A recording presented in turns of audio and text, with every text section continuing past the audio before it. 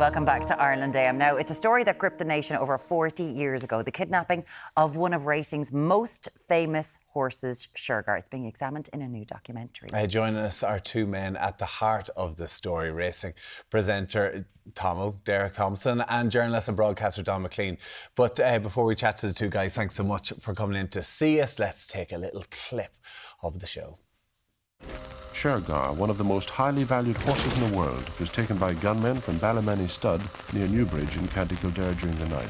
Forensic experts visited the scene this afternoon, but so far details of where the £10 million horse was taken remain a mystery. And Shergar, moving sweetly on the outside, takes up the running.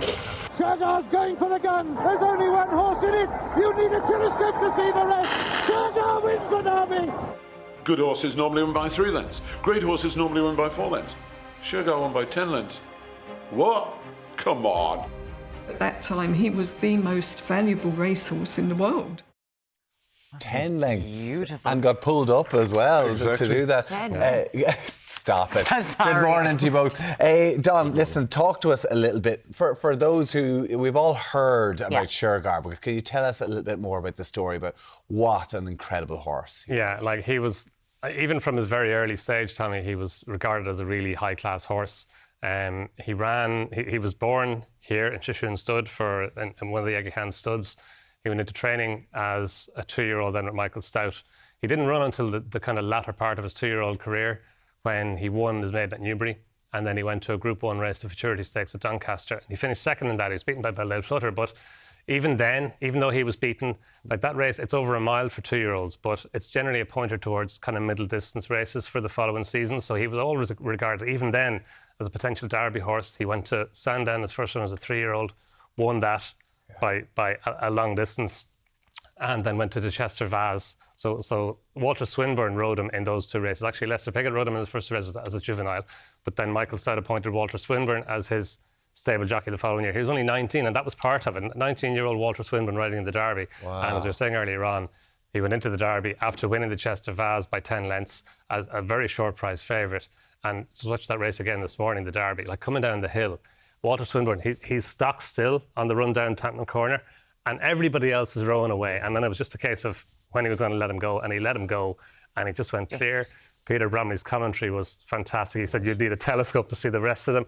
I think John Matthias said afterwards that he thought he'd won the race and picked him going the runner-up. I'm not sure that he really did, but he was so far behind him. He was long-sighted, and he thought he'd won the race, the jockey on the second. Because Shergar was so far ahead. It's true. Yeah, and then as you said, Tommy, Walter Swinburne, like he eased him down close home. He eased him now with about 150 yards to go. He could have won by more, and no horse has ever won the Derby by 10 lengths, ever before or since. So this is the Derby. So, Tommo, you were there during all of this. You talked to all these people. You saw Shergar race. So when we talk about it, you think Red Rum and you think Shergar.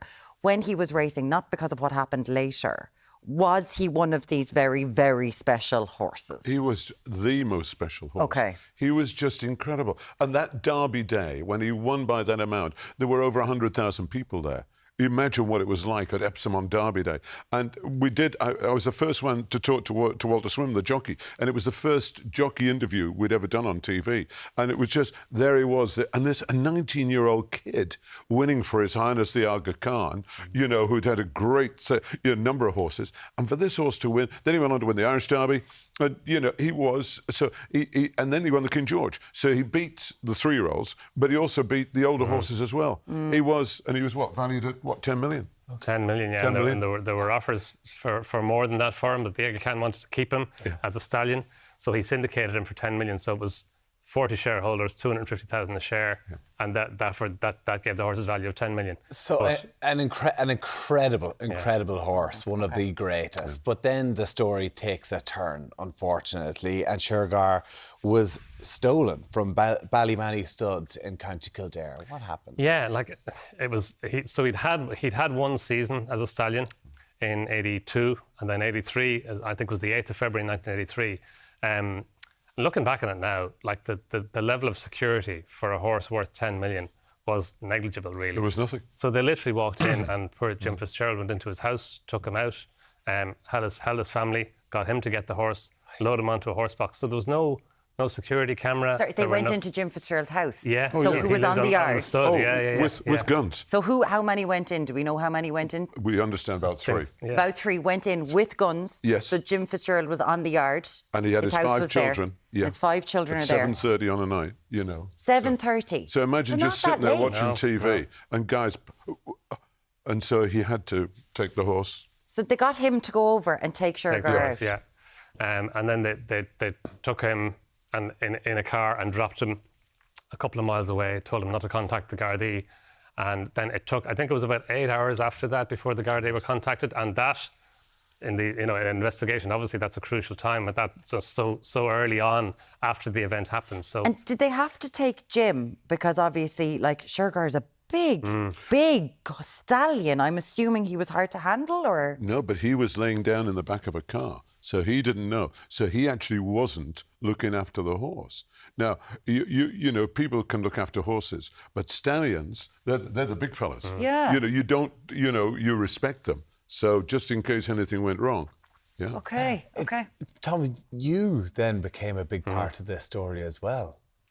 I got a phone call in London. I was presenting a programme called Thames Sport. And at 2 o'clock in the morning, I got a phone call. It was from the Fleet Street, where, you know, we said, we've been contacted by the kidnappers of Shergar. You've got to fly over to Belfast. I said, what? You know, but anyway, I couldn't get back to sleep. And at 10 o'clock that morning, there was me, Lord John Oaksey, who's my colleague on ITV Racing and former top jockey, and Peter Campling of The Sun.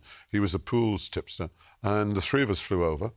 And it was just incredible. When we got to the airport, Dublin Airport, there was Belfast Airport, there was about 150 press. And then we got to the hotel, and the hotel in Belfast was the most bombed hotel. Europa Hotel. In Europe. Yeah. You know, it was... And I could it's see already where... daunting. But then you were then instructed to go to this farmhouse 30 miles outside of Belfast and run through the kitchen of the hotel, so jump in the car so the press won't see you. Okay. And did you get a phone call? Yeah, oh yeah. When I was checking in the hotel, phone call for Mr. Thompson, pick up the hotel phone. Yeah. And the voice said, "We're watching you from the other side of the street."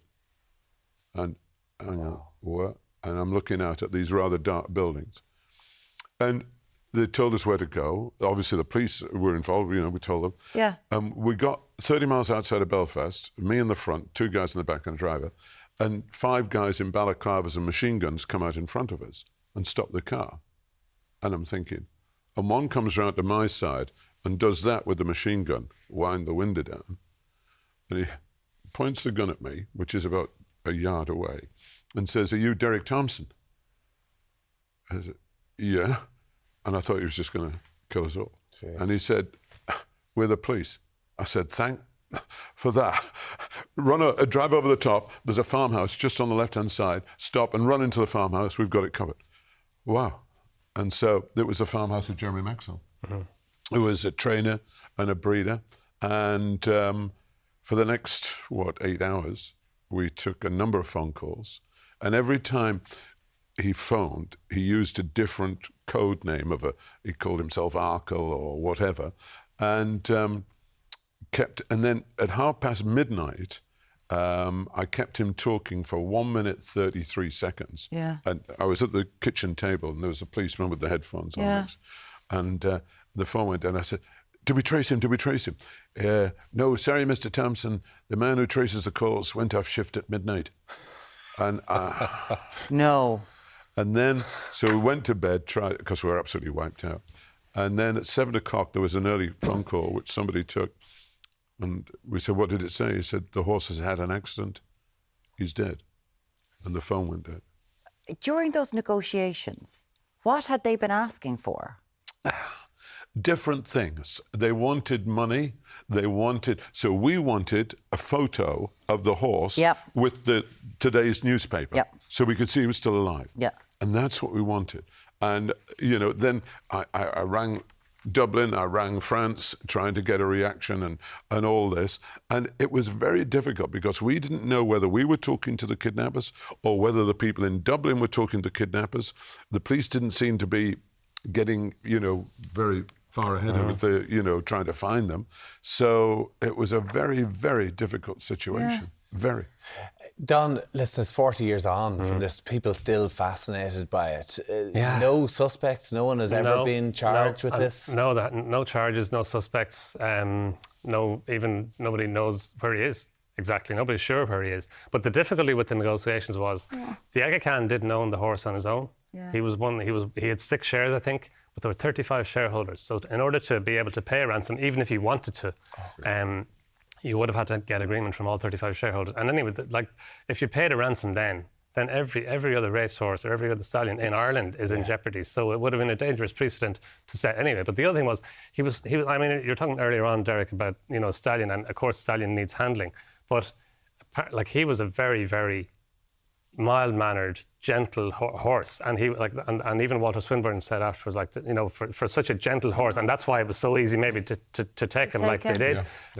His lad as well, the Liam Foley, he was interviewed afterwards. He was just heartbroken that something like such a gentle, gorgeous animal that he would be taken like that, and then whatever befell him. And it's become this thing in popular culture, where's Elvis, where's Tupac, where's Shergar? I'm not sure, it's been the subject of such speculation. And God bless him, what a gorgeous creature for something like this to happen. And but why could it, happen to a horse? I know. I mean, the Irish love their horses. The last country in the world that would want anything to... I still don't get that. For you, even when you were going through all of this, and even that moment when even if it was the police, that you had a gun stuck in your face, it must have left you with an awful lot of trauma. Oh, yeah. Yeah. I'll never forget it. Really? Even now. Yeah. All these years on. It was just... And, for the next few months, few years, there was a number of, Tommo, I know what happened, oh yeah, blah, blah, blah. And then I got a phone call from a guy who said he'd been talking. It's a very difficult... When we use the code words, there was a code word called King Neptune. Yeah. And I didn't tell anybody. I mean, everything was recorded, obviously, but I didn't tell the press or anything. And the last one was King Neptune. And when we saw the interview with the IRA guy, who said he did it, he used the code word King Neptune. And I sat in front of the TV. What? So he did it. He's the one. Because I'd never heard anybody use the word King Neptune before. And there are rumours about what happened to the horse. And he had a white face, a white blaze. Yeah. And I don't know if this is true, but I have it on good authority. By the way, you see that photo? See that stable lad? He led up a winner at Newcastle 3 weeks ago, and he's still working in Newmarket. Yeah. Lovely lad. But you see that white face? Yeah. So you would recognise that white face. So what they did, so I understand, they used boot polish to put over the face, so it would just be a normal face, so people wouldn't think that's Shergar. And I understand the boot polish burnt the skin. The horse went, not surprisingly, if your face was burning, you'd start going mad. And then I understand that's what happened. Oh, that's what you think happened. That's what you've heard. I pray it's not. No one has ever been convicted of taking Shergar, of anything in relation to this. No one has accepted responsibility and said that it is indeed them. Again, no conviction in that. It's fascinating, isn't it? Fascinating, yeah.